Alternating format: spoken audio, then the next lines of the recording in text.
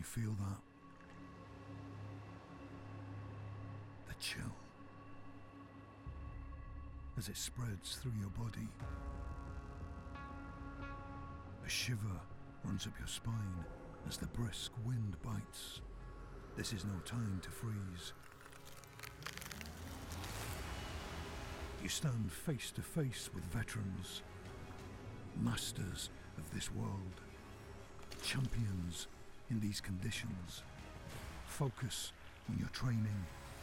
Use the pressure as it cracks the world around you. As the ground melts beneath you, slow your breathing. Focus your mind. The Arctic awaits.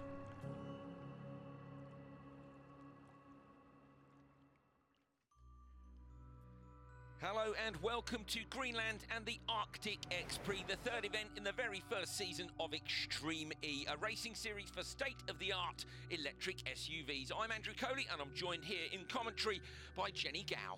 Now this weekend we're in Western Greenland, near Kugelsack, close to the Russell Glacier, which, like the rest of the Arctic region, is really suffering from the effects of global warming, as well as producing fantastic sporting action. Extreme E is here to put a spotlight on the global fight against climate change, and this is how the season will take shape. We began our global adventure in the breathtaking landscape of Al-Ula in Saudi Arabia to highlight the issue of desertification. Nico Rosberg's RXR team took the Desert X Prix win, and they did the same again at the Ocean X Prix in West Africa on Senegal's Cap Vert Peninsula, an area suffering the effects of plastic pollution and under threat from sea level rise as a result of global warming from greenhouse gases. After two hot sandy events, we've moved north to Western Greenland, racing near the retreating Russell Glacier to highlight the disappearance of Arctic ice in the region. Then we have two new events replacing the South American rounds cancelled due to the pandemic. We go to Sardinia for the Island X Prix. That's up next, one of the many parts of Europe suffering from rising temperatures and catastrophic wildfires. And then we'll let you know. To be confirmed in December. Drama. Now, if this is your first time watching Extreme E, where have you been? But let's get you familiar with it because we've already had two great races. Here is what Extreme E is all about. The consequences of climate change are affecting millions of people across the planet. Cities worldwide are going to become uninhabitable. Extreme E is an all-electric off-road racing series with a purpose, raising awareness of the devastating effect climate change is having on our planet. In fully electric off-road SUVs, racing in some of the most remote and damaged areas on Earth. So really seeing what the issues are, but then importantly what we can do to help be part of the solution, making this world better for the future as well. To tackle these demanding locations requires one of the most robust racing cars ever built, the Odyssey 21. The car feels insane. It's amazing how much torque you have to have immediate power when you touch the throttle pedal. It's proper exciting to drive. With some of the biggest names in motorsport behind the wheel and a 50-50 split male and female driver lineup, teams will go wheel to wheel on the most extreme terrains, in the most extreme temperatures, driving the most extreme vehicle. Backed by a team of industry-leading scientists to guarantee we not only race without a trace, but we leave a lasting legacy at every location. Wouldn't it be great to be a part of something that really does make a difference? This is fierce and exciting racing with the future of our planet at its heart. This is the greatest adventure of our time. This is Extreme E. Now, qualifying for today's semi-finals took place yesterday over 2 sessions. So let's find out who's setting the pace for this incredible course, built near the retreating Russell Glacier here in Greenland. It was a treat. Hopefully you joined us. If not, this is what you missed. Qualifying time in Greenland, 2 sessions to decide who would get the top qualifier spot.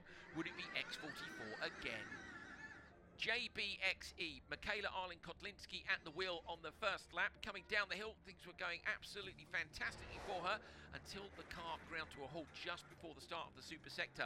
She managed to get it going again, but things didn't get any better. Over the rock garden at the end of the lap, she broke the steering, and Kevin Hansen wouldn't be able to take part in lap 2. Abt Cupra absolutely flying. They'd been fastest in free practice yesterday, and they were quick again, 30 seconds faster than anybody else had gone at that time. Johan Kristoffersen out on his run for RXR. The car stopped several times after big hits, and the three-time World Rallycross champion was not amused. Molly Taylor waiting back in the command centre to take her run. Pressure would be on, a lot of time had been lost, and things didn't go any better for Taylor. Here, a bad bounce, the rear right of the car dug in, rolled but landed back on all four wheels, barely any time lost. Taylor didn't even look flustered. Fantastic run by her to drag the car back to the finish, but not the time they were looking for. Sarah Price up first for Segi TV, Chip Ganassi Racing, flying, as was Kyle Leduc, almost flying over in the exact same place that we'd seen Molly Taylor roll earlier on. Kyle Leduc set the fastest time at that point in the super sector, proof that the Americans are as quick as they seemed last time out. Timmy Hansen, though, was having none of it. The Swedish driver was flying. He came into the super sector, and in fact, it was more impressive how he came out of the super sector, went half a second quicker than Kyle Leduc had gone. Looked like they were on for the top time, but as he came into the switch zone, the car cut out. Absolute disaster. Time lost for him and Katie Munnings. X44's Cristina Gutierrez and Sebastian Loeb were on fine qualifying form again. They've taken the top qualifier spot both in Saudi Arabia and in Senegal, and it's them who wins the first qualifying session here in Greenland. A brilliant job. Can they be deposed by anyone in Q2? On then to Q2, and things have been looking good for Abt Cupra. Matthias Ekström out for the first lap. He picked up a rear left puncture as he crossed the rock garden pretty aggressively at the end of lap 1. He picked up a rear right puncture as well. Got the car back into the switch zone. It's not far from the end of the lap to here. And Jutta Kleinschmidt climbed aboard and got herself belted in ready for her lap. Ekström, who's no stranger to preparing cars himself, got set on changing the rear left wheel as quickly as he could. That one went according to plan. Time lost, but if they could finish the run, they'd still get a good qualifying performance. But that rear right damaged rim needed changing as well, and they could not get it off the car. It's a DNF. Segi TV, Chip Ganassi Racing, again with a great run in the first session, on board with Kyle Leduc. No mistake at all, but look at this. Rear bodywork flies up as the rear left suspension gives up over above Leduc. Arms in the air, he doesn't know what's gone wrong. The car, though, is going no further. Andretti United, not a great first qualifying session for them down in P7. They were hoping for better this time round, and with some of the other teams taking it cautiously, having seen the issues for the cars on track, it's a rough one here in Greenland, they were pushing hard and trying to get themselves as far up the timesheets as they could. They came a few seconds short of the very top spot. Molly Taylor out first for RXR. She'd rolled the car in the first session, no signs though of any nerves. Big push for her, and she brought the car in for Kristoffersen, who was able then to bring it home, and it was them who took the fastest time in Q2 to climb right back up the leaderboard and minimise the damage from X44 in the championship standings. A brilliant drive by the double winners. It was, though, X44 who would take the top qualifier spot for the third event in a row. Fantastic performance. They were P1 in Q1 and P2 in Q2, and that was enough to defeat everybody again and be at the top of the timesheets at the end of qualifying day. X44 top of the table again at the end of qualifying. It's Abt Cupra this time in P2, RXR recovering for third, Andretti United for Lot J, Sainz, and then down at the bottom we've got Chip Ganassi Racing, JBXE and Excite Racing. Semi-finals for tomorrow then. It will be X44 versus Veloce and Acciona Sainz in Semi-1. Semi-2 looks really tough. Abt Cupra versus Andretti United and RXR. And then it's JBXE, Excite Racing and Chip Ganassi Racing in the Crazy Race. So that lines us up beautifully, doesn't it? Going into this final day in Greenland to get us really excited about what to expect, who's going to go head-to-head with who, and it looks like some really challenging racing to come. So this are the standings, as you can see. Molly Taylor, Johan Kristoffersen for RXR leading the way in 81. Yeah, that gap closed down a little bit yesterday by the fact that Loeb and Gutierrez took the top qualifier spot again, and that puts them a couple of points closer than they were. But I think really the story yesterday was what an incredible recovery by RXR to make sure the gap stayed as big as they could keep it. Yeah, absolutely. Done some really good stuff. Let's hear actually from Molly Taylor now down in the paddock. I'm with RXR's Molly Taylor. Molly, you did so well to get into the semi-final too yesterday, considering Johan had issues with the car, and then you rolled the car but managed to save it miraculously. Yeah, Q1 was a bit of a disaster for us, which is pretty clear, but Q2 was great, and it was just good to get the confidence back and get a clean run and show our pace. And yeah, we're really happy that bumped us up to third overall for quali. So it was a great comeback and a great effort by the team as well to fix the car in between Q1 and Q2. So huge thanks to them, and we're just really looking forward to being back in the race. You know, anything can happen from either of the 3 races this morning. I mean, it's rained overnight and visibility is low. What are you expecting from the conditions out on track? We know to expect the unexpected. So, I mean, the sand is absorbing a lot of the rain, but we also, you know, it's be the first time that we drive in traffic as well. And there's quite a few stony sections too, so it'll be interesting to see how that plays out. And yeah, we're just going to have to all get into it and see what happens. Thank you. Now, of course, the drivers are both scoring points for their relative teams as well. So RXR, Rosberg, X Racing leading the standings from X44, just 12 points in between them. Third place at the minute, JBXE. Lots of teams having a tough day yesterday, or at least a mixed day at Coupe. You can see down in P4. But Andretti United yesterday, the first run really tricky. The car cut out on them, but on the second run they were very quick indeed. Almost managed to win the session. And a good job by them. Acciona Science, Exi Energy Racing, Veloce Racing down in P8, and Segi TV Chip Ganassi Racing, who will be in the crazy race. The Americans badly need a change of luck to try and get a win, but I don't know. I quite fancy their chances from the crazy race going through, maybe to the final. Could that be a real redemption story coming all the way from the back? But as we said yesterday, a few problems for Andretti United. Let's have a catch up with Timmy Hansen. I'm with Andretti United's Timmy Hansen.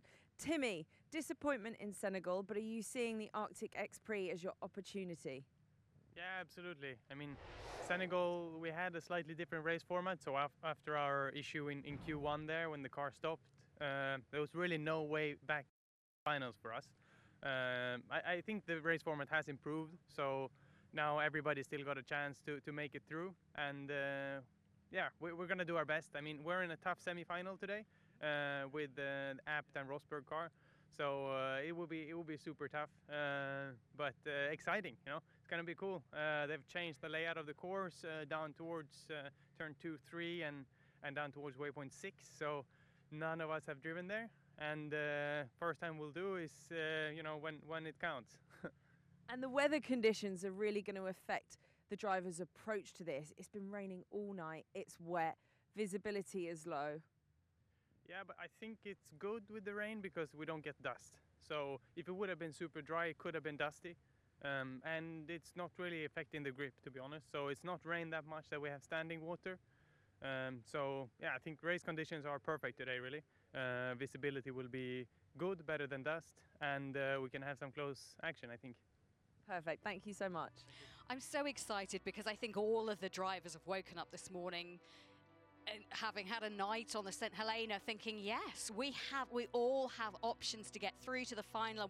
They all believe they can do it because they're drivers and that's how they work. Yeah, the change to the format is great. We said a minute ago, we're looking at the standings, you look at Chip Ganassi Racing, they'll be absolutely gutted to have had another problem when they could have been right at the top of qualifying, just as they could in Senegal, and they've ended up down in the crazy race. But one car will go through from that crazy race. Of course, Kevin Hansen, Michaela Arlen, Kotlinski, Ollie Bennett and Christine GZ are all going to have their own thoughts on getting through from there, and 2 cars each from the 2 semi-finals. So yeah, not quite such a good chance in the crazy race, but at least an opportunity. Okay, Extreme E is a brand new sport, so to get everyone up to speed, let's show you a little bit more of how today's format will work. An Extreme E race consists of 2 laps. The male and female driver must complete 1 lap each. Each team has 2 hyperdrive power boosts they can activate on lap 1 and lap 2 of the race. Over the course of an X Prix, the quickest team that goes through the super sector collects a further 5 team championship points. Day 2 starts with the semi-finals, with the top 2 teams from each semi progressing to the final. The bottom 3 teams from day 1's qualifying go head-to-head in the crazy race, the winner taking the last remaining place in the final. The fastest two teams from semi-final 1 and 2 and the winner of the crazy race will battle it out in the 5-car final. The team that crosses the line first wins the X Prix and claims 25 championship points. All 5 X Prix count towards the team's championship, and in the Drivers' Championship, competitors can drop their worst X Prix result of the season. Who has what it takes to lift the trophy? Well, another incredible backdrop, as you can see, to this race weekend. And during the build-up to the event, Extreme E drivers Molly Taylor and Laia Sands were given the opportunity to see firsthand some of the stunning but threatened landscape with a young Greenlandic pilot.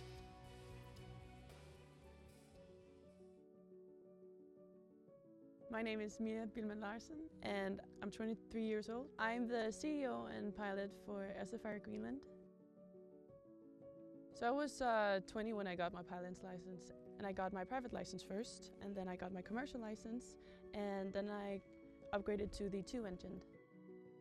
So we are in Kalaallit, which is very far inland. Every city is like an island to itself up here. You can't drive between the cities, so flying or sailing is a very big part of our everyday lives, because that's the only way to get from A to B here. So nice meeting you! And welcome to Kalaallit. So cool what you're doing.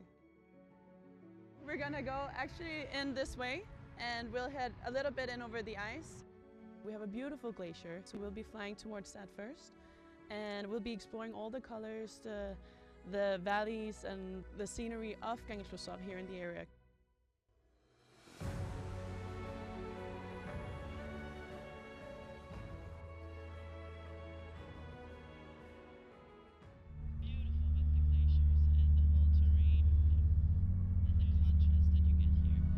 I really don't like to fly, I'm always scared, but I understand that she's really good and I could relax and just enjoy the views, and it was amazing.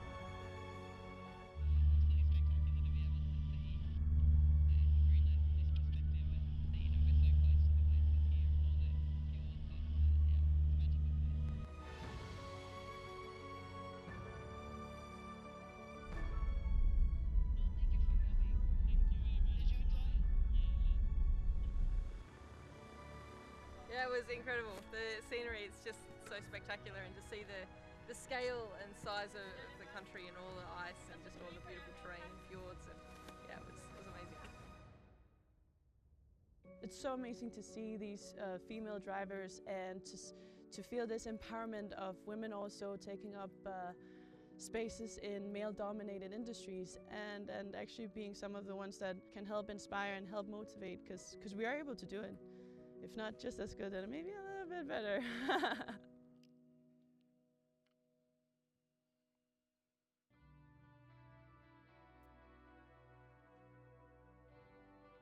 Absolutely stunning, fantastic. I love her attitude as well. Brilliant. 23 years old, CEO and pilot. What have we done wrong, Jenny? You know, when I grow up, I want to be her. Yeah, is that great. okay? Yeah, it is okay. Look, it's absolutely beautiful here. The population is tiny. We were talking about this the other day. I think the population was 500 and something, and it was less than most schools are, you know, here in the UK anyway. And dog sledding. We've seen the kids in the local traditional wear. Yeah, brilliant. Absolutely stunning place. Yeah, and such a difference from the places we've been in the past, which have been boiling hot. Now, rough temperatures, 5 to 7 degrees, and these beautiful creatures are muskox. They might not smell great, hence why they're called a muskox, but they are native to the Arctic, and look at the little bubba muskox. Basically like something out of Star Wars. I thought amazing animals. What a brilliant place. Absolutely stunning. A very different challenge from the two desert-like venues we've been to before. Temperatures here much lower and a much different set of surfaces.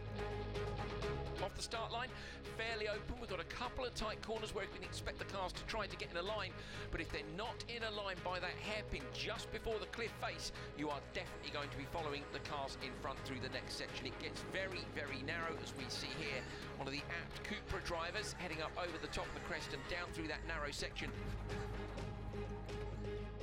It is literally one car wide. There's an off-camber corner in there, which is really tricky, and it continues right down to the lake section. In the background, you can see these dirt roads are going to cut up. It's very soft sand and gravel, a real mixture, very few places to pass. Once you get through that section, up towards the Russell Glacier, the ice sheet in the background of this hairpin at the very far end of the course, then things start to get interesting. The track is much wider and much more open. We can expect to see many variances of lines through here, and this is also where the super sector is. The fastest driver through the super sector will take 5 championship points home at the end of this weekend. There's a drop-off on the way into it, then it's flat out through some turns over the dried-up riverbeds, and it ends with this section here, breaking down the X44 car this was towards a big crest, and that's where the super sector stops. So is anybody going to really risk it through there for those extra championship points? Might use the hyperdrive, or you could save it for the back straight, flat out across a super low flat plane of gravel before coming up towards a new challenge right at the end of the course, the rock garden. These are big boulders like nothing we've seen so far. Do you risk it? Do you go flat out? Do you take it a little bit easier, as we see the X44 driver Sebastian Loeb doing here? We've seen people take both approaches. A brilliant track here at Kalaallit for round 3.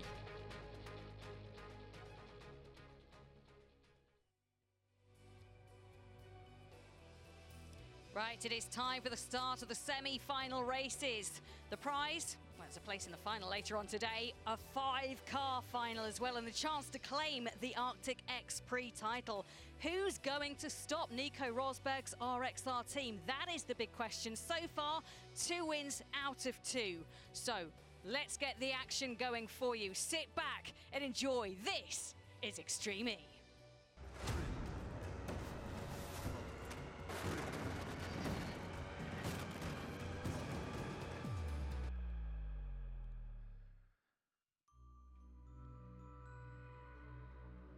Properly at the midway point in the season. We're halfway through the middle event. Qualifying's over. Semi-final time now, and we've had some changes to the track overnight. So that section where we saw a couple of cars, we saw Molly Taylor roll, we saw a couple of people have a huge moment, badly cut up, and they felt that it wasn't going to make for great racing. So what's happened is from waypoint 2 to waypoint 6, you can see the first right-hander after the start up to the left-hander just before the cliff face. There's been a modification to the track. The drivers walked it last night.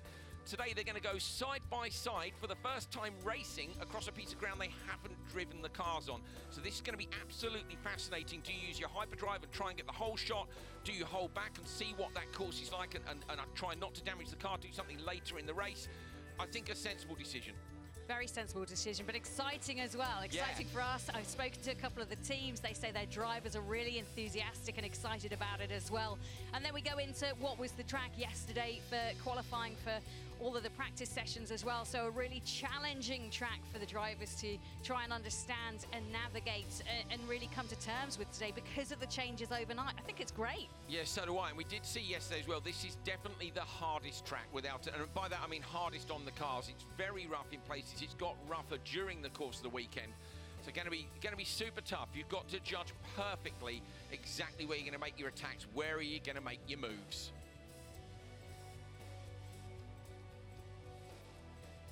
So semi-final 1, just 3 degrees out there. You can see the cloud has come down, and it's pretty difficult conditions out there today for the drivers. In terms of long distance visibility, it's at its lowest. But one thing this will definitely do, look at the dampness in the ground. You can see there's a lot of dampness there. That's going to kill the dust, and I think that's going to make for better racing.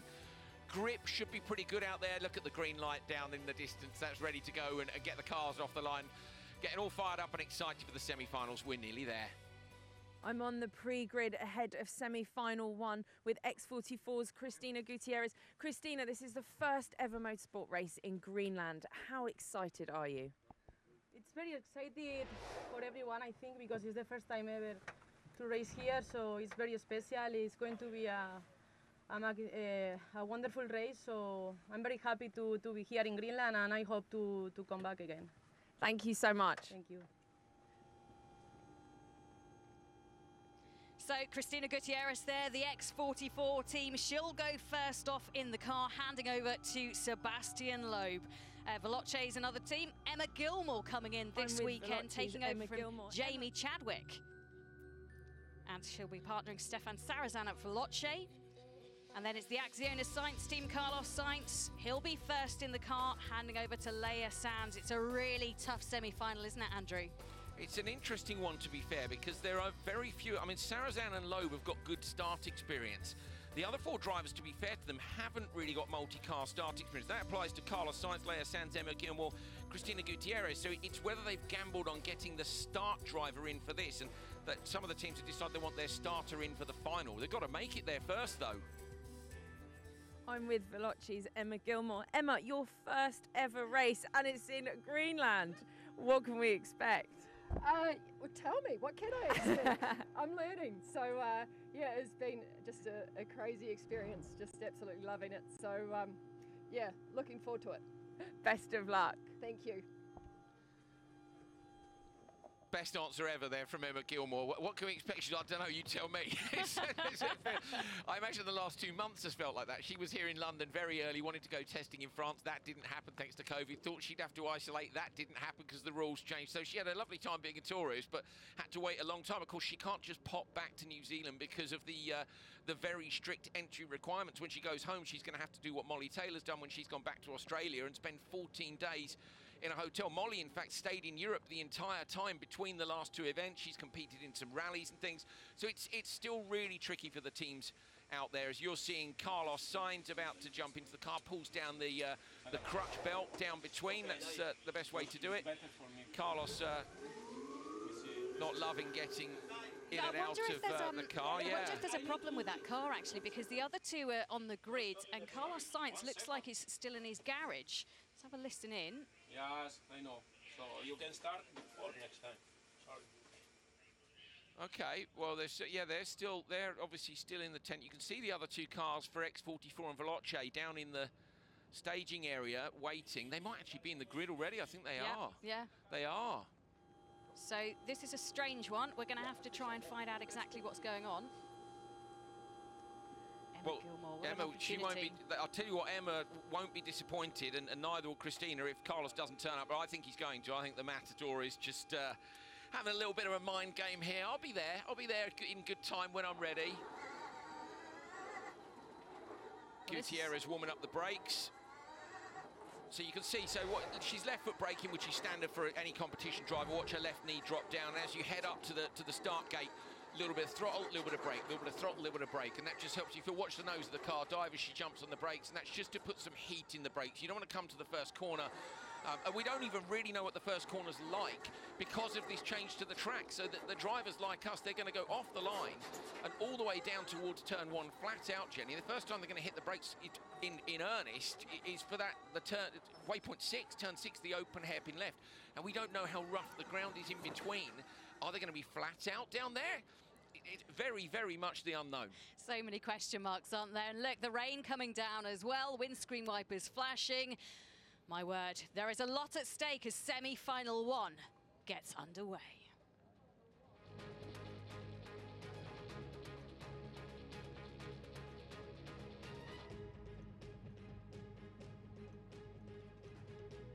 This is the command center, and this is semi-final 1. We're about to get the action underway. X44, Veloce, Acciona Sainz go head-to-head. 2 of these cars will make it through to the final. It's an all-out battle. You can see the second driver standing there in the command center. It's tense for them as they watch their driver, their other teammate, going out there in the pouring rain in Kangaloo Sack and getting ready to start this race. Absolutely chucking it down, isn't it? This is the heaviest rain we've seen.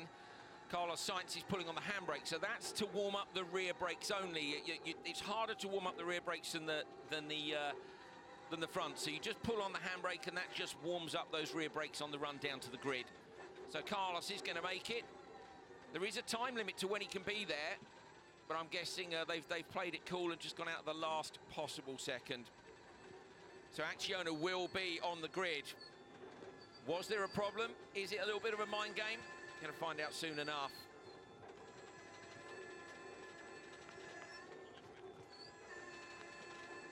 Well, Carlos Sainz in the car. He is El Matador. He's vastly experienced, knows what he's doing, knows how to play the mind games. Maybe it's all part of that, because he's going against Cristina Gutierrez and Emma Gilmore. And he will be, by a long shot, the last to the grid. You can see the others with their lights on. And he's just pulling on his seatbelts, getting himself ready. Yeah, just tightening the belts up a bit. Emma Gilmore does have start experience. She did some global rallycross. So she's had some wheel-to-wheel action. It was a while ago. Obviously, Gutierrez and Sainz as well have both started races this year in Extreme E, and that's different, of course, for Emma. She's not started a race like this. She's done a couple of starts during the course of the weekend during qualifying, but not had to go off the grid with multiple cars. It's not exactly smooth, is it, Jenny? Looking in front of the grid there, it's pretty Baja-like. Amazing. Let's go down for another interview. And with X44's Sebastian Loeb. Sebastian, first day of side-by-side racing, what can we expect? Okay, start grid, 3 minutes, 3 minutes. I hope that we will be able to finish in the two first to enter in the final, but we know that the stage is really rough and now it's raining. 3 cars in the same time in this track will be tough, so I think we will see some interesting battles, and hopefully it will be a good fight, and we'll do our best. Thank you. Well, as Sebastian Loeb said, a lot unknown about this track. Obviously, changes made overnight, hoping to make the racing better. 3 cars. Once again, as Sebastian said, for the first time this weekend, and for Emma Gilmore, the first time she'll have done a racing start in quite some time. So how aggressive do they go out? That's the question, Andrew. I think as well, it's where do you use your hyperdrive. We know that from gate 6, which is the hairpin left up into the hills, if you want to call it that, past the lake, it's single file. So you're absolutely going to be single file there. So you could take the opinion, I want to get a great start here, but is it smooth enough to use hyperdrive? It's double the power for a short number of seconds. It'll almost certainly put you in front, but if you can't carry that pace down towards waypoint 6, I would argue you might as well just sit behind and actually save it for the flat-out section on the riverbeds on the way back. There are so many options to pass there. It's almost going to be who waits the longest. If all 3 cars are close together with a hyperdrive, have some of that. I'll get you on the way towards the switch zone.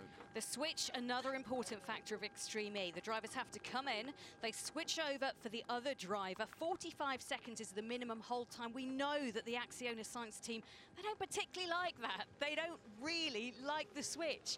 And that could be a big opportunity for the other 2 teams if at that point it's relevant. They've got to get it dead right. I do think Carlos getting out and Laia getting in should be pretty quick, but I think it was that way round when it didn't go according to plan yesterday.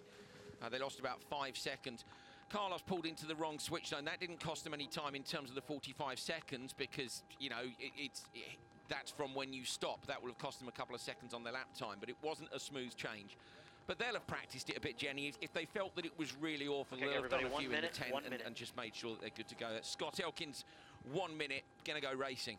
Just tell me as a driver, how nervous do you feel at this point? What are they? I mean, you can see them pumping their arms. They get themselves into a revved up stage. Such a personal thing. I'm terrible with nerves. I get absolutely petrified right up until the moment you go. And then the moment you go, the adrenaline comes. But I was the same when I used to swim. You know, I'd be nervous all day. And then when the gun goes off, it all comes out.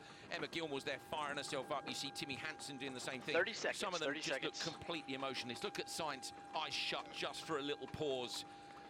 It's that personal bit of prep that you do to get yourself in the zone, ready to race. I love watching it. Just the tension builds so much. 15 seconds, 15 seconds. That is the 15-second count. Emma Gilmore is beating herself up about this. She's drawing all the adrenaline she can. All eyes to the start line. We're about to go racing.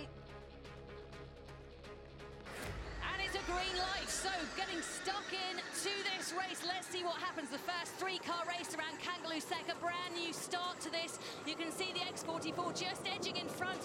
It is Cristina Gutierrez taking the lead, but staying with her. Emma Gilmore and Veloce looks like she's got a good run on this, and she's taken the lead. We're on board with the Sainz car. It is Carlos Sainz. He's in 3rd place, but he's found a better way past. And we've got a problem, I think, for Gutierrez. The X44 dropping back hugely. It's Veloce who have taken the lead. Yeah, brilliant job there by Gilmore. First time we've seen the start, first time the drivers have even driven over this terrain in the cars. Not quite as bumpy as we thought it might be. Now we see hyperdrive from all 3 drivers. That's because this section's flat. Carlos Sainz moves past Emma Gilmore. Gilmore drops in right behind him. I think she might try a slipstream. Gonna try and pull out on the way down towards the hairpin. It's such a long run. Gilmore's late on the brakes now. Sainz, though, has got the inside line. Gilmore might try and cut back back on the exit here. Can she get past before the narrow section? Dirt flies up over the screen. Wow, the three of them really close together as they come into the tight, twisty section. You can see the Veloce car all over the back of the Acciona sights, but there's no way through it this section. Oh, hard on the brakes for Veloce. They've made a mistake there for Emma Gilmore. It's allowed the car for X44 to really close up, but they've done nothing with it. This is great for the Sainz team. They've managed to pull away. I wonder if the grip levels are really different up there, because that's an uncharacteristic mistake from Gilmore, but also from Gutierrez behind. Gutierrez was right there and she ran the nose wide again. It doesn't look that much more slippery to us, but Carlos Sainz leading up front. Jenny, we were wondering where was everyone going to use the hyperdrive. I think we've had our answer. They all hit the button within about half a second of each other. After the bumpy start section, it's the long, fast section down to the hairpin. But, oh yeah, standing water. Look how much water there is. There wasn't there yesterday. So overnight they've had a lot of rain, and you can see it's enabling the cars to try and actually battle each other by that lake. So tight and twisty. Again, out in front it is the Sainz car. Look, they're growing that lead all the time, and I think actually the X44 car being held up a little bit by Veloce right now. Yeah, definitely. Gutierrez is trying to find a way through, but we said yesterday, you cannot pass it. You shall not pass. There is no way through. Cut to the inside line. That was what a number of the teams were doing yesterday. We can definitely see that the sand is a bit damper and that there's some mud around the side of the lake there. Cars looking a little bit more sideways. Visibility slightly less. Now we come down the sandy section. They need to not let Carlos get too far away from them, because obviously they want to give their drivers the best chance possible to try and chase down on the second half of the run. I still think, Jenny, you might as well hold on to that hyperdrive. I think the fact that, look how close they are together here. You could end up with three cars close together. If you'd held on to your hyperdrive, you'd be looking to make a pass on one of these flat sections down here. So the other teams would be looking at this and analysing, could it be an option? Rain pouring down at Kangaloo Stack. The team's just coming to the switchback, and the Russell Glacier is behind them as they start going through this very bumpy session. There we go, as we pull out, you can see the glacier, the reason we're here, the reason Extreme E came here to look at that and the whole ice sheet, the impact that we're having on Arctic and global warming. But you can see Sainz, the Acciona team, out in front at the moment. Veloce, then X44. Yeah, it's mud, isn't it now? Up at the hairpin, there was mud rather than gravel for the first time. Looking back from, are we looking back from Sainz's car?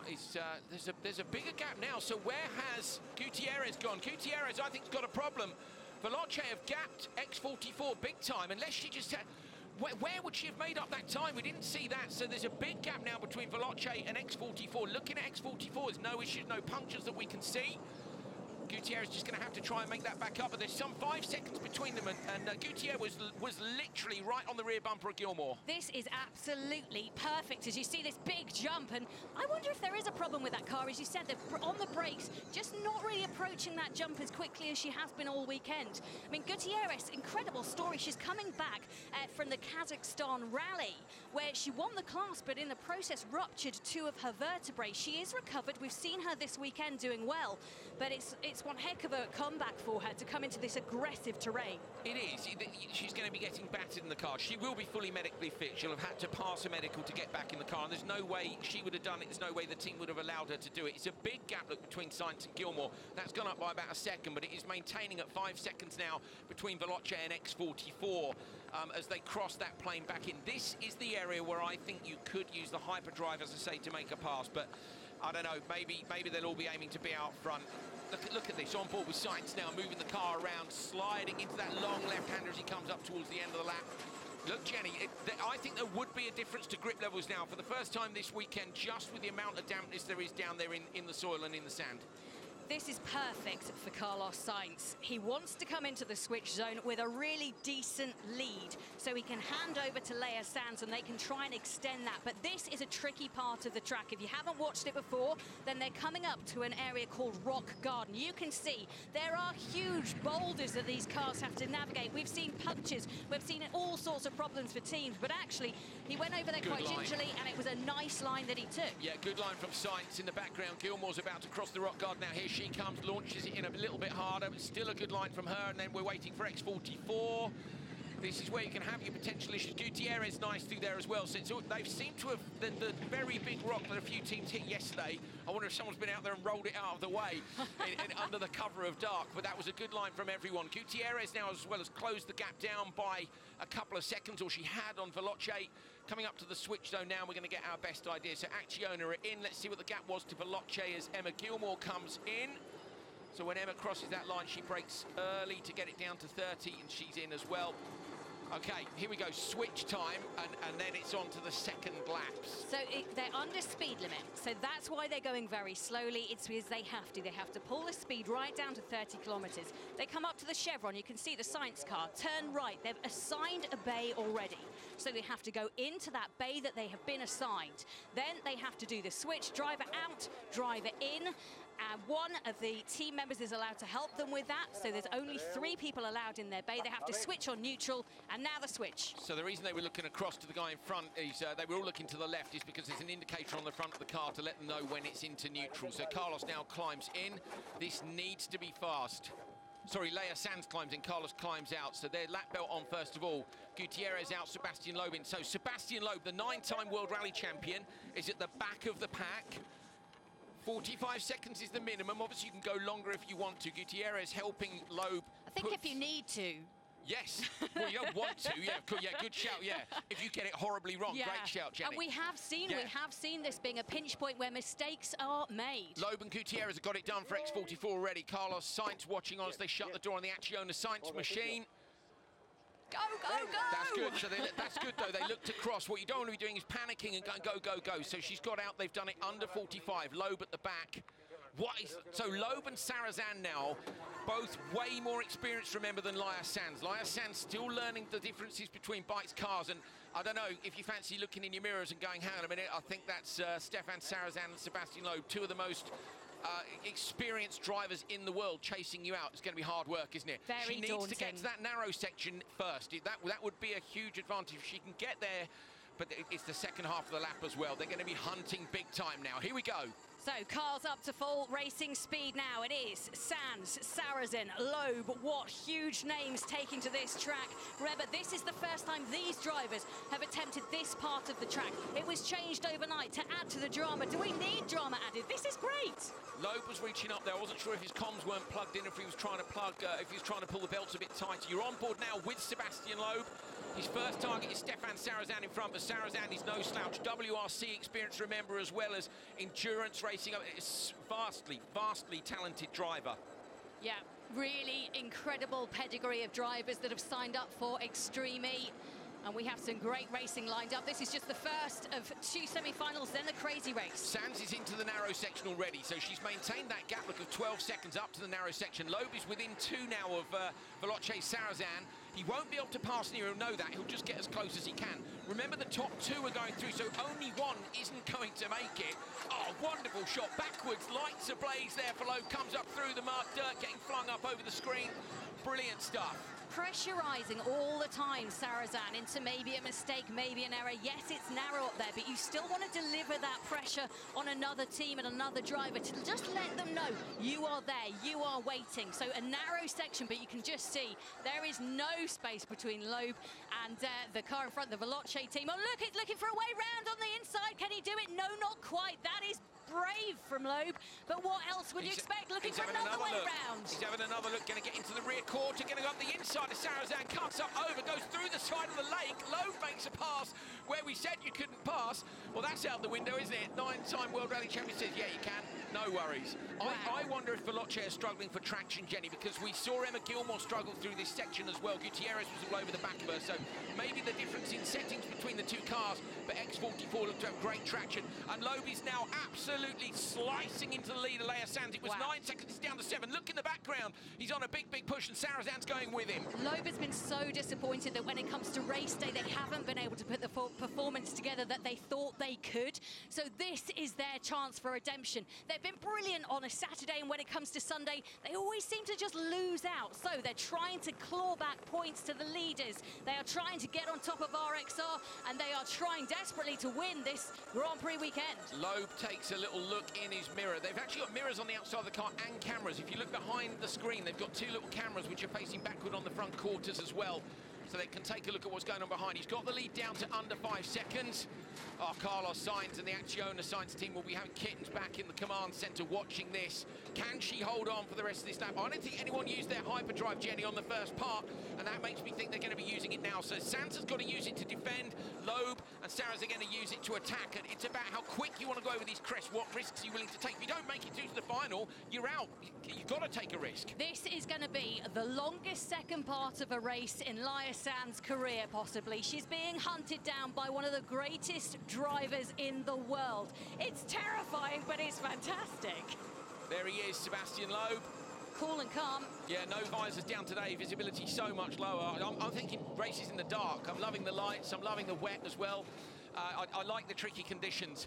Loeb's really close now, he's 2.6 seconds back, airs it out big time, 2.1 seconds back, slices another half second. Oh, look at the background! Wow. Biggest jump of the weekend from Sarazan, that was insane! He took so much height into that jump, it was incredible. But look, this is the lead, this is the battle for it. It's Sainz, it's X44. Are we going to see a hyperdrive now when one of the cars wants to pass? I think it's a wise time to use it, but Loeb, one of the wisest men out there, and look, he is closing down that gap. He is going to get that Acciona Sainz team. Laia Sands up and over the crest. Loeb is out just in behind now. He's right on her rear quarter. Still, we haven't seen anybody use hyperdrive. We're going to see it now. Loeb's in behind. Here we go. Sebastian Loeb on the hyperdrive, going for the pass and just blasts straight round the outside. Laia Sands responds by using hers as well, but Loeb has just got a nose in front, going to come down to the braking zone at the next crest. Who's going to be latest for it? Loeb might move across and try and block her on the line. Brilliant move for X44. Acciona Sainz there. How far back of Veloce? Yeah, they are, well, how far they're closing at the moment, are they? We're just having a look. Look, 3 cars comes through. X44, Acciona Sainz, Veloce Racing. They are so close. And what's going to happen here? Because we haven't seen 3 cars really aggressively racing. They don't want to be side by side when it gets to the rock garden. That could be disaster for one of them. It couldn't be closer as we come up to the end of this race. Back end of the car kicks up now for Acciona Sainz. X44 leading, coming up to the rock garden. Oh, look, Stefan Sarazan is right there. Laia Sands needs to be super defensive now. Loeb, how quickly he's going to go across. He's got to take a risk on it. The cars are too close to be going slowly through here. Sarazan goes for an alternate line, launches the Veloce machine. It's a brilliant move by Stefan Sarazan to take the lead. Sebastian Loeb drops down to P2. Unbelievable. Laia Sands up and over the crest, side by side now. Loeb is going to, he's broken the suspension. He drops back. Sebastian Loeb going to take the win for X44. Second place, Laia Sands for Acciona Sainz, but incredible by Stefan Sarazan. I know the car's broken, but the dream nearly came true. He took the lead with that alternate line. What a semi-final. Oh, he had to try it. He was in 3rd place. The only option for him was to try something different. Yes, it didn't work. You can see Emma Gilmore, his teammate in the background, disappointed.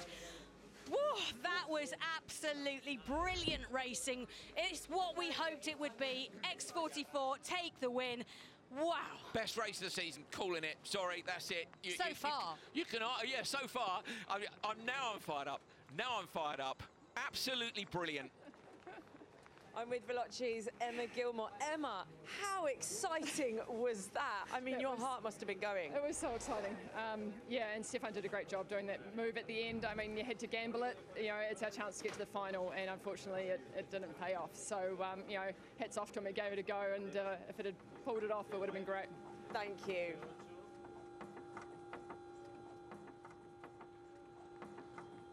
Oh, Sarazan, disappoint. Look, he shakes his head, but it had to be done, Jenny. They were P3. You're going home, so you have to risk it. He did it. He took the lead with that crazy line that he took. I loved it. P3 to P1. Okay, broken suspension, couple of punctures, disappointment now, but you weren't going to make it anyway. You have to risk it.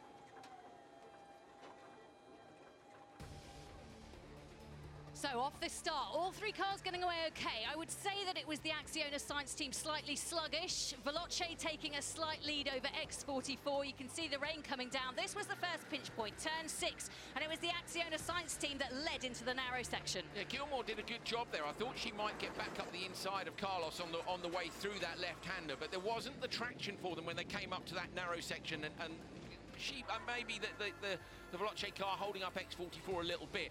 So it was a reasonable lead, wasn't it, for Laia Sands? And Laia got up to the narrow section in the lead again. Yeah, she did a really good job of that, but you could see the X44 of Sebastian Loeb all over the back of the Veloce team. Sarazan not able to defend there, and Loeb taking a huge risk.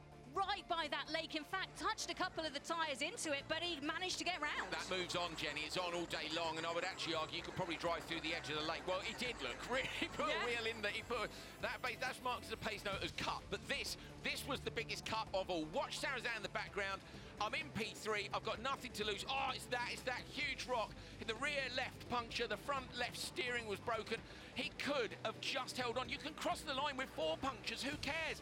Look how close he was to a glorious result. And unfortunately, it all went wrong. It's X44 and Acciona Science who go through to the final. So hopefully that's given you an idea of what you can expect. That's woken me up. A little bit of drama. Yeah, brilliant. Absolutely brilliant. Sarazan at the minute is my hero of the day for the enormous jump in the back. You remember the flight that they did earlier on over the glacier? Sarazan did his own flight over the glacier there. That was mad. It was madness. He was unlucky as well, really, because it was 2 huge boulders. If he'd been slightly to the right, he could have missed them both. And I think it's a strategy that could have paid off. It didn't for him, unfortunately, but as you say, nothing to lose. And this battle between Sarazan and Loeb, it makes your mouth water. It does. We saw, Loeb had a look. That move's not on, but the move next to the lake definitely is. The thing is, the other teams will have seen this. Look at Loeb. He's got the car lined up. He knows it's on. There is a lump on the inside, but it cuts inside it. And then by running the nose wide, it doesn't matter that he's compromised his exit because Veloce can't get past. Sarazan can't find a way through. So absolutely brilliant semi-final action, and I can't wait for the remaining races this weekend now.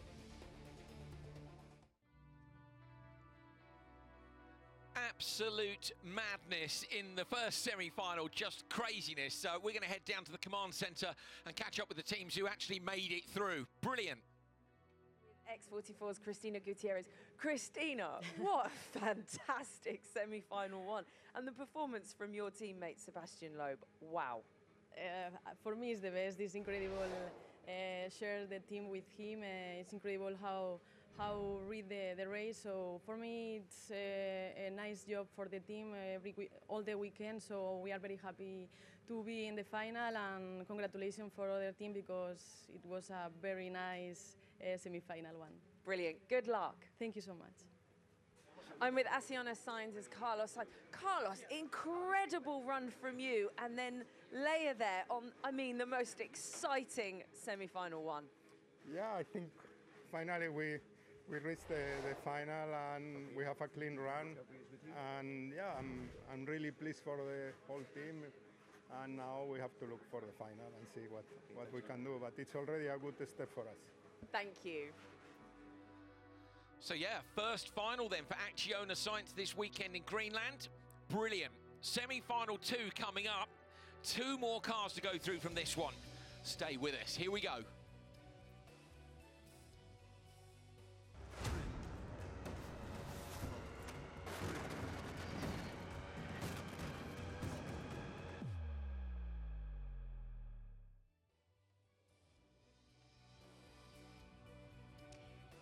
Well, let's hope that semi-final 2 is as good as semi-final 1, because still absolutely buzzing from that. It was an incredible race. It's the things that we've all hoped Extreme would be and how it has delivered. So pretty cold out there, 5 degrees C at the moment, chance of rain, but look, blue skies.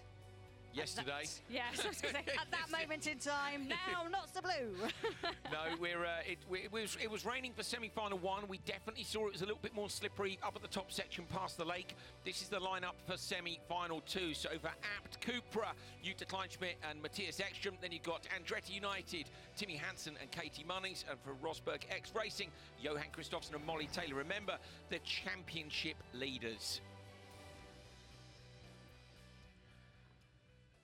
So let's go down and hear from Caroline de Moraes, who's there ready and waiting. I'm on the pre-grid for semi-final 2 with RXR's Johan Kristoffersen. Johan, how exciting was that first semi-final? Has it changed your approach going into your race? Yeah, it was exciting, but no, it hasn't really changed the approach.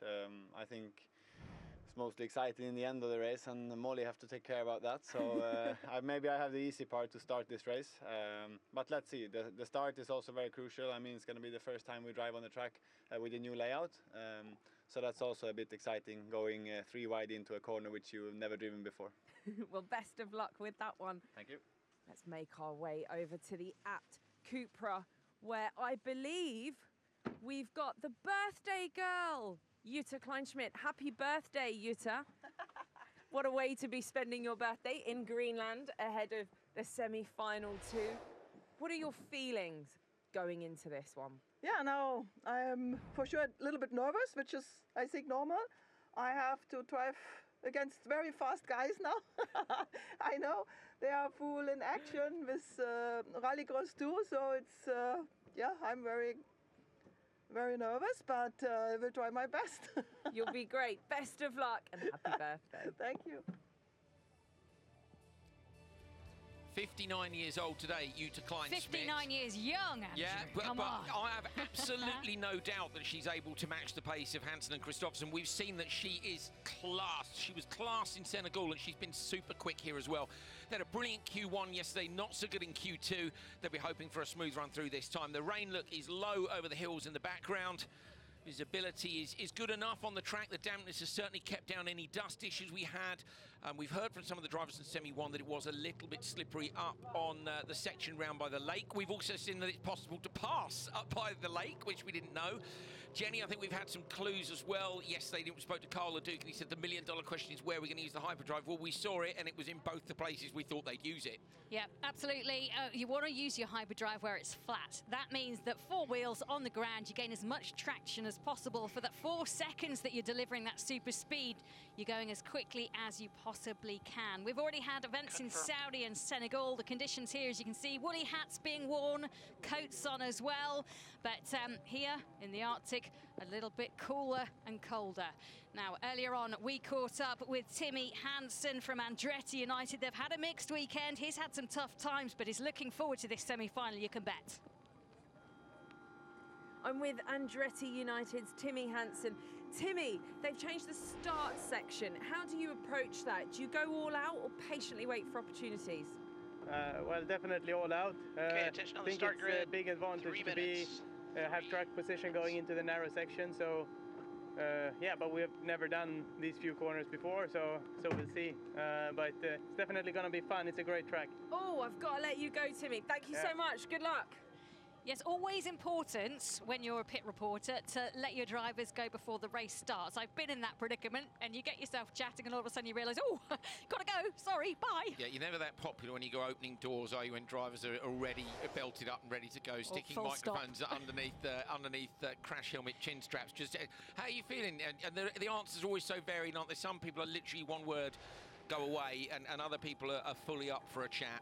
Yeah, it's fascinating, the psychology, but we're very lucky to be able to have our microphone and Caroline down there in the pit lane to talk to the drivers so close to when they actually take the start of a race. It's a really special moment, isn't it? So as you look at them there, you have the Abt Cupra team on the right-hand side. It's RXR, our championship leaders in the middle, and then on the left, Andretti United. Do you think already you've worked out if there's an advantage to any of those positions?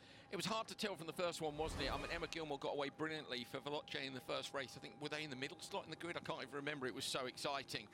And then it was a case of trying to maintain that pace over the bumpy section and then using the hyperdrive down to the hairpin. It's going to be absolutely fascinating. There they are, like, sitting in the cars ready to go, and their teammates in the command centre.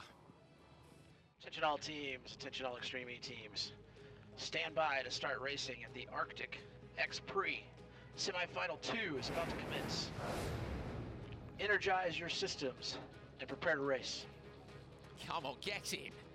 Now I'm excited. That the voice of Scott Elkin, our race director. He's the man making sure everybody's safe, making sure systems are in check. And Katie Munnings for Andretti United, a big smile on her face. Actually, we need to talk watches for all this kind of stuff. Not okay, one. so Scott there having another chat, not quite sure. We need to watches. Maybe he's not sure if it was 1 minute or not, but we've got a minute to go. Getting ready now. We certainly do. Jutta Kleinschmidt, of course, at the last race she was in the car in Senegal and she won the Dakar, remember, way back in her career, and this, a different challenge, different weather conditions, but she is going to go and right up against Johan Christophersen and Timmy Hansen.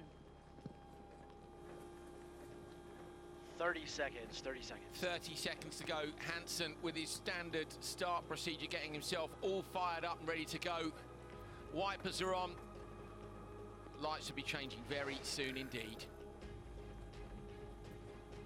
15 seconds, 15 seconds. Hansen for Andretti United, Kristoffersen for RXR, the championship leaders in the middle of the grid. Jutta Kleinsmith for Abt Cupra. Wait for that light to go green and we'll be launching down to turn 1. They've not experienced this part of the track at all before. Green light now, brilliant start in the middle of the grid for RXR. Fantastic reactions from Johan Kristoffersen. I think that right-hand side of the grid for Andretti United is tough stuff. It's a bit bumpier on the run away. Jutta Kleinsmith, though, looks to have edged them on the run towards the first corner. Now Kristoffersen crests it up, comes alongside, side by side with the Abt Cupra machine. Timmy Hansen right up underneath. Hansen looking up the inside line. Will Kristoffersen know he's there or not? Timmy Hansen makes a pass in turn 1. Johan Kristoffersen now on the left-hand side of the car. He might have an advantage as they run down towards the hairpin. Expect them to use the hyperdrive any minute now unless they want to hold on for lap 2.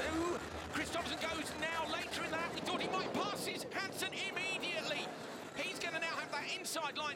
Timmy Hansen, I think, is waiting, as we suggested, for later in the lap. Wow, so it's RXR. They are leading the way. It is Kristoffersen. Used his hyperdrive already. Then Hansen, then Kleinsmith. A nice lead, but you can see the Andretti United team closing up with really nice late braking there from Hansen. And he closes the gap up to the RXR team really nicely. So RXR, that's off the start. I said lap 2, I meant later in the lap. I wondered if they would all wait because they were later. Last time, Semi-1, we saw them all use the hyperdrive at the same moment. Timmy there, he knows Johan's gone, it's fine. So RXR have prioritised the whole shot. They've prioritised being number 1 on the road and used it there. Timmy Hansen and Andretti United gone, you know what, we're going to wait, we're going to use it on the second half of the lap. So this might be an opportunity for Timmy to come back past Johan. Jutta Kleinsmith, how far back is she? Not far. You just saw her headlights appear. She's about 8 seconds down the road. So this is the section in semi-final 1 that we saw a pass being made. Can Hansen do anything about this? Because he's right behind Kristoffersen. We see the inside line. Oh, Kristoffersen's taken a flag down. Yeah, he's taken a flag down. That could well be a penalty. You're not allowed to knock those waypoint flags down. Visibility so poor for Andretti United. That could be a 10-second penalty. It could be even more. I suspect they'll go with 10. We did see a 5 yesterday as well, I think, for a missed waypoint, but that was when the car was broken. So will RXR get a 10-second penalty? And more importantly, will they be far enough up the road? Because they'll need now to make sure they've got a gap of 10 seconds over everybody else. So that's a little bit of an unknown. We'll wait and see what comes up on the timing screen. Hansen didn't go for the pass, but I know Timmy, he will have spotted that Johan's taken that flag down. He'll be on that already. Yeah, this could be a real game changer in terms of this. And I bet you the teams are trying to radio to their drivers to say to them, and even Kleinsmith, who's a little bit further back, there is still opportunity for you here. But that's not going to stop Hansen from trying to make a move as they go down to the chicane. This turn 16, where the Russell Glacier is in the background of the shot, and Hansen will try and close in on the Rosberg car and see if he can make a move. Timmy Hansen's going to want to give Katie Mullings the biggest gap he possibly can over Matthias Ekstrom. Ekstrom yesterday was absolutely on fire in the Abt Cupra machine. They're going to want a big gap like Laia Sanz had with Carla Sainz to try and make sure that she can hold on to that position. At the minute, Hansen and Kristoffersen, they've battled so many times in the World Rallycross Championship. These two know each other, they know each other's moves, they know how capable the other driver is. But don't forget, Andretti United have still got that hyperdrive to use. Kleinschmidt now is 15 seconds back down the road, reaches down to the dash. I wondered if she was going to go for the hyperdrive then. 17 seconds down. 10-second penalty. So it's a 10-second penalty for RXR, and that means now they have to come in 10 seconds ahead. Side by side as they come down the hill, they are side by side, and this is the moment Hansen feels that he can take the lead, and he has. But the crossback, the switchback from RXR, he's taken the high road. You can see there's a big difference in the height of the dunes there. This is the riverbed, but Hansen looking like he's got a great line, the inside line into this high jump. Fantastic stuff from Timmy Hansen, very opportunistic. Johan Kristoffersen jumps it out big time in the background, but don't forget Hansen has still got that hyperdrive. He'll use that, I'm sure, to gap Johan on that long section back towards the rock garden. Neither of these two is going to take a risk, and you saw what Johan said before the race. The end of Semi-1 was a bit exciting. Molly's going to be dealing with that. Yeah, a lot of water, standing water in the riverbeds today. They didn't have to tackle that yesterday, so they're experiencing something very difficult and different. You can just see visibility very limited. That's another reason you want to be out in front. You give yourself the opportunity to pick your line, but also better visibility. But the gap closing all the time. Hyperdrive for Hansen and the Andretti United team. They are getting the hyperdrive boost now, and you can see that's just led them to ease away from the Rosberg X Racing team. Yeah, it's giving him 10, 15 car lengths, I'd say, across there. The gap's gone up from half a second to a second. It's not much. In terms of lap time, it's not much. It's when you use it to pass. So Timmy kept it. He actually didn't need it because he made that brilliant pass on the run into one of the riverbeds there. But for Johan now and for Molly taking over crucially, they have to come home 10 seconds ahead of either Andretti United or Abt Cupra, or the championship leaders will not go through. This is really ragged racing as well at the moment. You can see that both of the guys in the car are really wringing the necks of these Odyssey 21s. They're heavy cars, almost 2 tons, but look, you can see it's taken a different line, and I think Kristoffersen's going to try and pass Hansen here.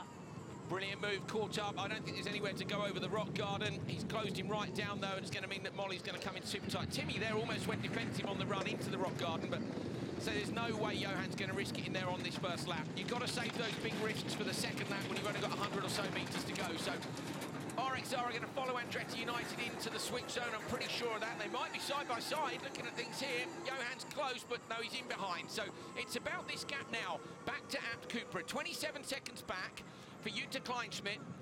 She's going to hand over, though, to Matthias Ekström, and Ekström, as we know, is very quick indeed. Kristoffersen to Taylor, and oh, there we go, late on the brakes. Kristoffersen passes Hansen on the brake zone to the switch. So sneaky, isn't it? What an old trick, but he is wily, and he just used that momentum, took himself a little bit further under braking, and goes into the switch zone leading, but they will have this 10-second penalty to serve. So what they'll do is they'll come into the switch zone. They have to have the driver switch, 45 seconds, and they have to spend 10 seconds extra in that pit lane. Hansen knows that.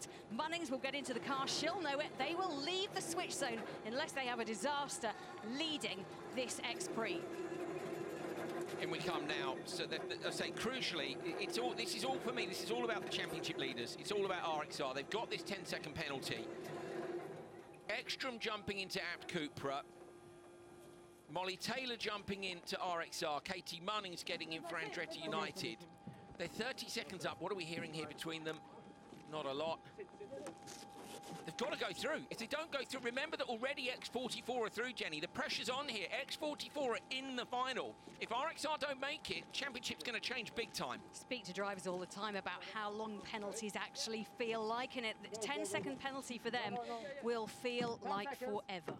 I'm not sure if it gets added. I think it gets added to the time at the end. I don't think they'll have to stop there for 10. I think they'll go out now when they were supposed to. I think they'll leave on time. We'll see in a moment. And yeah, they are. So they're leaving on time. There we go. This is the moment where he hit the flag. So he comes into this left-hander and goes up on the berm, not too high. The car's understeering. He gets it with the rear. So he gets on the gas to try and stop the car from understeering, but and just clips it with the rear right wheel and takes the flag down. So Timmy will have seen that. Katie now knows she's got to be within 10 seconds of them to you know, she's got to try and follow Molly, basically. Follow Molly Taylor, but keep an eye on your mirrors, because here is coming Matthias Ekström for Abt Cupra. It's just, yeah, madness. Cool. Right, all 3 teams have now left, so we've had our driver switch. Taking to the cars is Molly Taylor for RXR, Katie Munnings, Andretti United, Matthias Ekström for Abt Cupra. 3 great drivers out there, and they have their hyperdrives reset, so they'll all have to use those once. And you can see Matthias Ekström has his work cut out. He needs to pull back time, and RXR need to pull out their lead. They have this 10-second penalty. As Andrew Coley said, who's next to me, Jenny Gow, in the commentary box, they need to extend their lead so that 10 seconds doesn't take away from them going through. Top teams go through. I'm with RXR's Johan Kristoffersen. Johan, you got a 10-second penalty. How tricky were conditions out there? Yeah, it was a bit tricky. It was just by the lake where it was a bit more slippery in the mud. And obviously there I also touched the track marker. So yeah, made the life a little bit more difficult for Molly, but let's see. Best of luck, thank you. He's super calm, Johan. It won't fluster him because he knows Molly is an absolutely class act. They've won both events so far, Jenny. I'm not betting against them at all. Katie's in a nice position here in that she can follow Molly. We know Molly is absolutely on the pace, and Katie will try to go with her.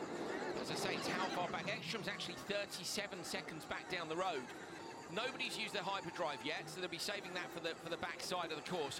I wonder if Ekström's going to be able to close that gap or not. These drivers have spent the first semi-final with their teams in their little cubby holes out there in Greenland, looking at what other drivers are doing. They've watched that first semi-final and they've they've worked out how they're going to approach this, the lines they want to take. Rosberg, X Racing, and Molly Taylor using the banking to kind of catapult themselves along that lakeside as well. So they all have a tactic coming into this. Ekstrom's losing time. He's lost 3 seconds in that last sector, and that is not like Matthias Ekstrom. So I wonder if he's got an issue. I would expect him to close through the narrow sections, but at the minute he's not. He's losing time. He's lost another second and a half. I think Ab Cooper have got an issue because Matthias Ekstrom's pace yesterday would have been definitely equal to, if not a little bit quicker, and we would have expected him to close that gap. So they'll be on the radio to Molly at Rosberg X Racing and saying, look, just wind it in a bit, you're okay. He's a long way back. So in the small screen, we're on board with Ekstrom. As you can see, he only now going past that lake and making the climb up to that small section. Oh, look at that, lovely from Munnings as she comes down the hill and gives a little bit of sideways action going up to turn 16. The ice sheet as they'll come back on themselves and head towards the finish line. It's still a long way to go in this race. We can still see a lot of change out there. This is great by Katie Munnings. She's absolutely staying with Molly Taylor. I think it's fair to say Molly's been the fastest woman in the series, hasn't she? There are points where she's been, I think she was P2 in the super sector if we'd had one in Saudi Arabia, which we didn't, but we measured that middle sector. Definitely rapid. Munnings is going with her. Munnings is actually closed down by half a second, but again, right now they can afford to take it a little bit more easily because of that gap back to P3. Oh. As I say that, they're not taking it easy at all. I love this. It's fascinating to watch how the different drivers have different styles, how they enter, how they exit. You come down this, but it's a big drop, and I tell you what, Munnings is closing all the time with the Russell Glacier in the background. So they could go here to try and make the pass using hyperdrive, but with a 10-second penalty, my money would be on don't. The extra risk isn't necessary, just follow them home. As long as you're within 10, you get the win. So they'll get the win, and that'll put RXR down into P2. We've got grid play for the final anyway, so it's not going to make a massive difference to your grid position. If it was row 1 or row 2, you'd be thinking, okay, no, I want to be in front, but they're all in a line on the grid. So it's going to come down more to the votes in terms of grid play for that anyway. So I reckon Munnings will follow Taylor home. You have to use your hyperdrive, whatever happens. She passes her.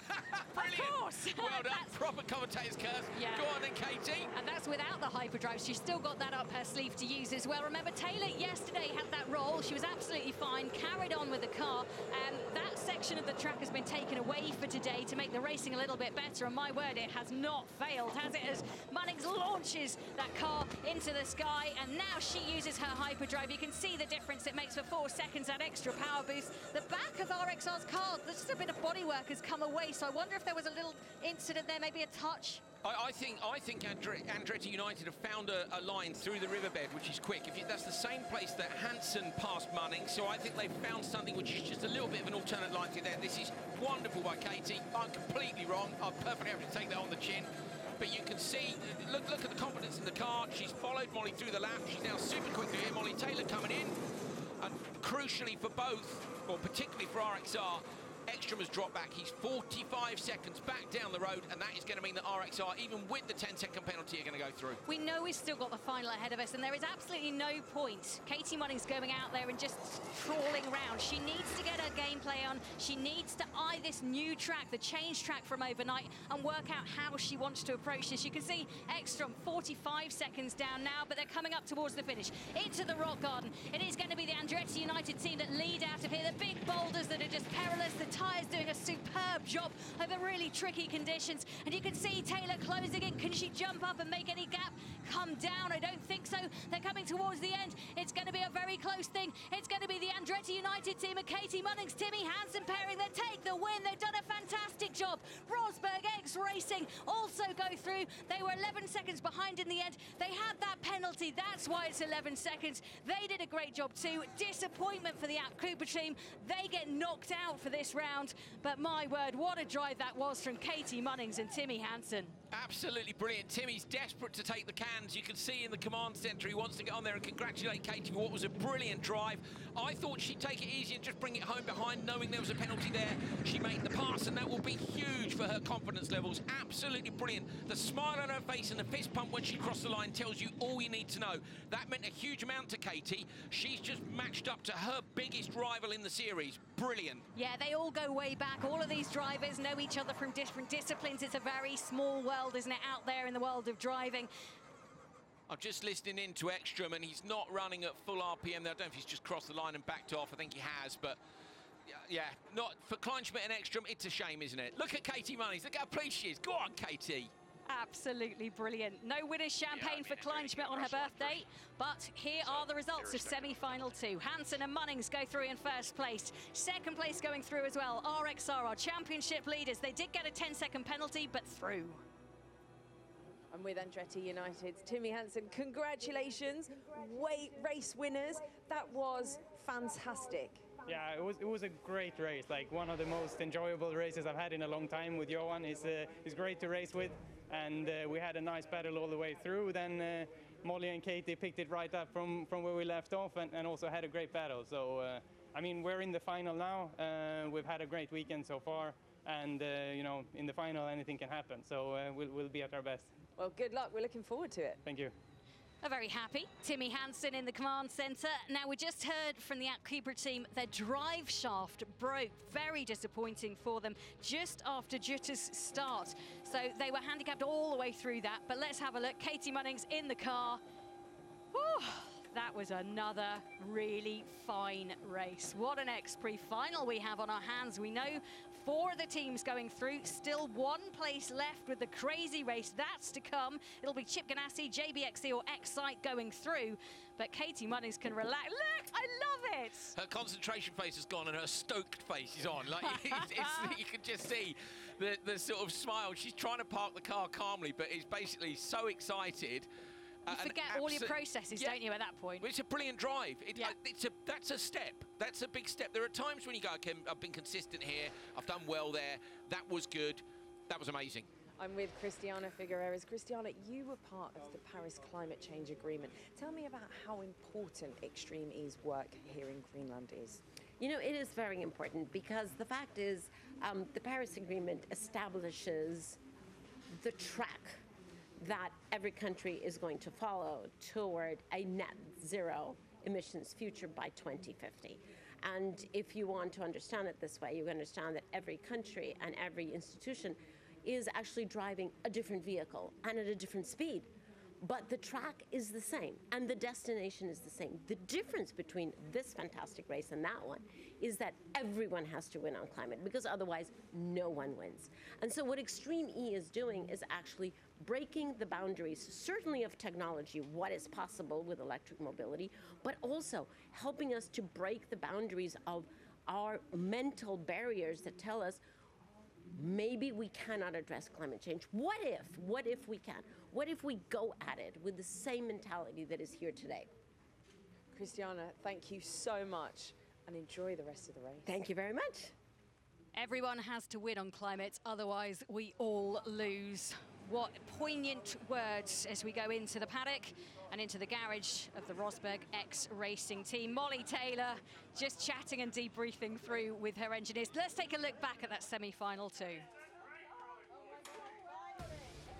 Good start in the middle of the grid by RXR. Look at the right-hand side. As I said in the race for Andretti United, there's a couple of big bumps right off there, and I think that's going to be interesting come the final to see who's on the right-hand side of the grid. Is it a bit of a disadvantage? Everybody's going to take it a bit easier through there. This was the pass from Hansen down into the riverbed, and I say it's the same place pretty much that Munnings managed to make a pass on Taylor. A fantastic from Andretti United. You wonder if they've had a word with themselves, if they've dialed the car in. What have they done? Whatever they've done, it's been a huge success. And then Johan with a pass on the brakes into the switch side. I mean, that's typical Johan, isn't it? Any opportunity. Yeah, it was great stuff to see some really close racing from these teams. Remember, they've only really done single laps until now. This is their first 3-car race, a 5-car race coming later, and you can just see what difference that pressure makes. Lovely stuff from Molly Taylor. Then Katie Munnings as well, both of them charging through the riverbed section. And Munnings not happy and content to have the 10-second penalty to define this. She wanted to cross the line first. This is the moment where the two almost came together, but it was Munnings extending out. She did a cracking job of that. Well done to her. So Molly Taylor was wide there. Did you see? Molly was really wide of the flag, and Katie managed to come up the inside of us. We didn't see that in the race where the cars were in behind. So mistake from Taylor, and Munnings got through. Fantastic. She was quick over the rock garden as well. Full risk, and took the win. Fantastic by Munnings and Hansen for Andretti United. Oh, they haven't got too much time to celebrate, really, because they'll have to get ready for the final. But this is a really... You can see how pumped she is. It's just great for the team. Andretti United, they've had some bad luck along the way. And this weekend, things seem to be going a little better for them. Just wanted to earwig in on that conversation a little bit more. What a great semi-final too. Brilliant. Yeah, fantastic. I can't wait now for a 5-car final. We've had a 4-car final, obviously, in Senegal, but unfortunately we lost a couple of cars with contact in the first few corners. And to have 5 cars in, I don't know, I'm wanting 5 cars at the Rock Garden on lap 2, Jenny, but maybe we're wishing for too much. But here's the result of semi-final 2. Unfortunately, with a broken drive shaft, Abt Cupra, Jutta Kleinschmidt and Matthias Ekstrom will go no further this weekend. Championship leaders Johan Kristoffersson and Molly Taylor do go through. It says 11 seconds down. Taylor was actually right behind Munnings, but a 10-second penalty for Kristoffersson downing that flag up by the lake. Timmy Hansen and Katie Munnings, both of them putting a pass on their counterparts from RXR during that race, and they take the win in semi-final 2. So it's Andretti United and RXR through to the final. What a final it's going to be. We still have one place up for grabs as well. Now, here is Katie's overtake. Let's just look. Molly goes really wide. Katie on the inside line, which gives her the slingshot through this flag marker, and she goes tight on the right because by that point, the move is already done. Molly can't come back at her. Molly was almost there with it. I'm fascinated as well with the standing water in the bottom of the valley there. We just didn't see that at all yesterday. Katie, of course, then was able to use her hyperdrive on the exit. We spoke earlier, Jenny, about when you use that hyperdrive, when we saw the race side by side between Leia Sands and Sebastian Loeb. You know, you saw Loeb push his hyperdrive, and then you saw Sands respond, and it's like, well, I'll hold you off then. I think it's an extra 4 seconds of power that they get. It's fascinating to see how that can be used in the final. But at this point, yeah, it was because Ekstrom was so far back for Abt Cupra, it didn't make any difference. What a start. What a morning. What a Sunday morning. Fabulous. Katie Munnings proving she has what it takes in this championship. Anybody asking any questions, well, she has answered them. Well, she's answered them already by being signed for next year, hasn't she? So that's very true, actually. It's a decent way, isn't it, to answer any. And you know what? I think she's been really good this year. And lots of these drivers are still learning, and they know that. You know, look at the way they speak. You know, when Gutierrez says about Loeb, what a dream it is to work alongside him. There are some wonderful drivers in this, men and women. But they've all got lots to learn about these cars because this is the first year of this championship. And sometimes following on someone else you can learn a little trick or two. What is it they're doing that I'm not doing? So Katie followed Molly for a bit, and then she went, you know what? I'll stick that up the inside. Thanks very much. Lovely stuff. Look at it. Slamming the wheel Brilliant. in celebration. Absolutely delighted.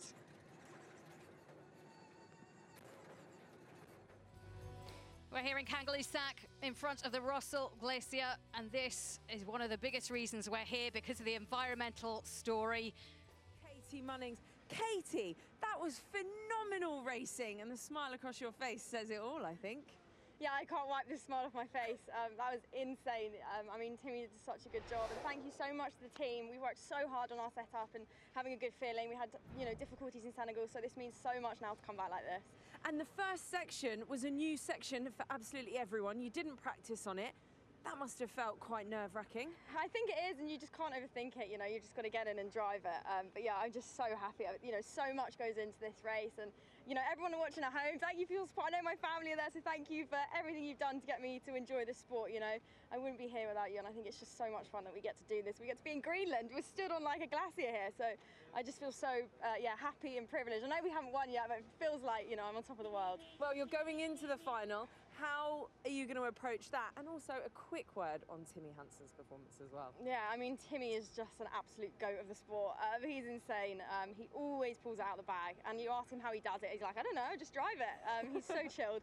I need to go and find out how to do the rallycross starts now, because I hadn't really thought about the final. To be honest, when our car stopped on Q1, we kind of thought that was it. So yeah, no, I'll get my head down, and then hopefully we'll come out smiling this afternoon too. Well, listen, good luck, and I can't wait to watch it. Thank you. Thanks.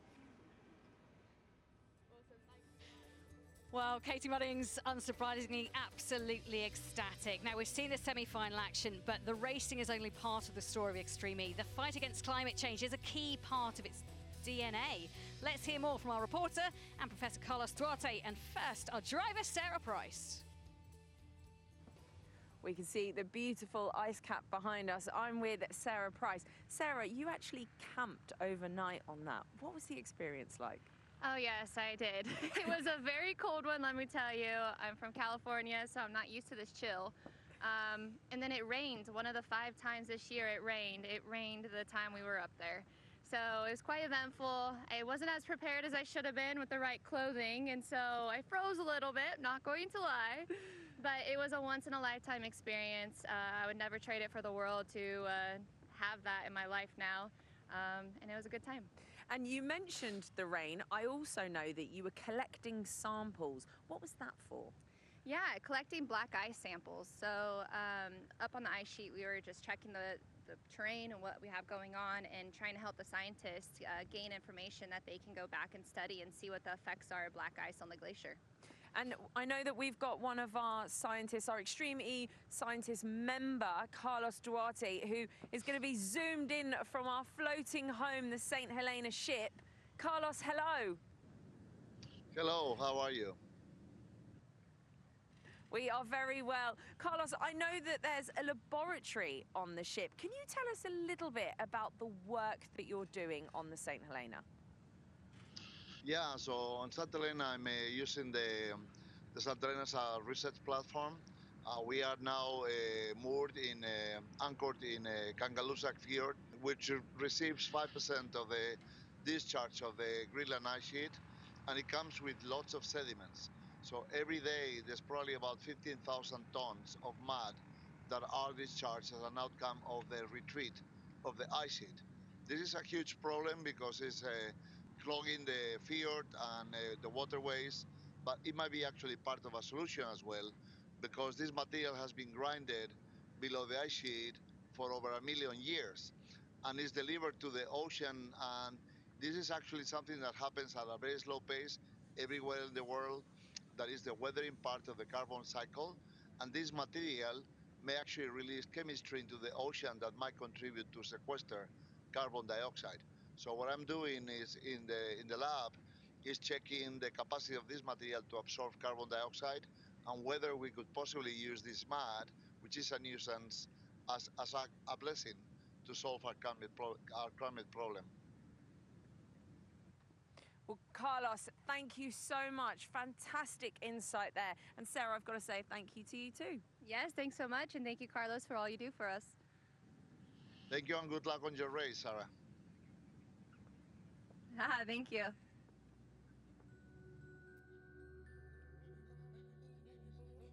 Well, at home, people have been taking part in Count Us In, where the teams have been encouraging them to do their own thing to help out with the environment. There's various different steps that people have been taking. They're picking up litter, they've been walking instead of using a car, they've been using recycled goods and not single-use plastics. Some fantastic initiatives. Yeah, look at that. X44 and JBXC tied on 350 and 347 for Rosberg X Racing. So close in that battle as well as on track. Yeah, for sure. There's been another battle as well, of course, which is we've had grid play going on in the background where fans have been voting for their favourite teams, and that's going to help out later on with who sits where on the grid. So the results of semi-final 2, in case you missed it, Hansen and Munnings go through, as do Christopherson and Taylor for RXR. That means they make up the second of the 4 spots. And we have one more to be decided with the crazy race. It was Kleinschmidt and Ekstrom who had that broken drive shaft, couldn't go through, but we do say happy birthday to Jutta, turning 59 today. Make sure you join us, there's plenty more racing on the way with the final still to come here in Greenland. So yeah, 2 brilliant semi-finals. X44 and Acciona Sainz going through from semi-1 after this incredible attempt at the last corner from Stefan Sarazan. He took the lead, but only for the briefest of moments. It was borderline reckless, but it was a wonderful piece of racing. X44, who've taken the top qualifier spot going through again, I say, but a first time, this time for Acciona Sainz in the final. This was Timmy Hansen passing Johan Kristoffersen out on track. Andretti United getting ahead of Rosberg X Racing. Katie Munnings went out on lap 2 and did a similar move on Molly Taylor. Great result for them, a 10-second penalty for RXR. Were they going to make it? They were. Broken drive shaft for App Cupra. Don't forget though, crazy race as well to come. Only one car's going to go through from that. What on earth is going to happen with that? Can't wait to see the remainder of the action here from the Arctic X Prix. Who's going to take the win in round 3?